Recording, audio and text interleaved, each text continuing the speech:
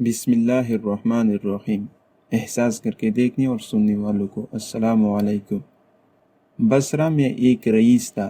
وہ ایک مرتبہ اپنے باغ میں گیا۔ باغ کا جو باغبان تھا وہ وہی باغ میں اپنی بیوی بچوں سمیت رہتا تھا۔ اس باغبان کی بیوی حسین و جمیل خوبصورت تھی۔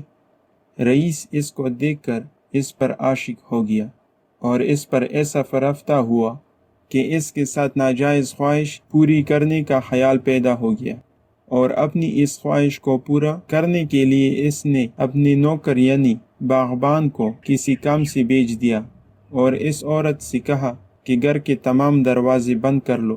عورت نے جواب دیا کہ سب دروازے بند کر دیں گے لیکن ایک دروازہ نہیں بند کر سکتی۔ رئیس نے پوچھا وہ کون سا دروازہ ہے؟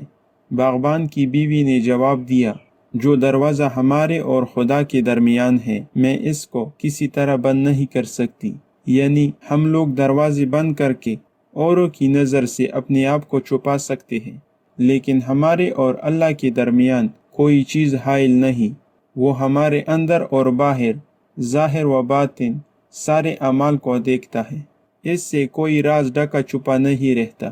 رئیس نے خدا کی اس بندی کا یہ جملہ سنا تو اس پر ایسا اثر ہوا کہ وہ فوراً کانپ اٹھا اور برائی کا ارادہ ختم کر دیا اور خدا سے توبہ کی۔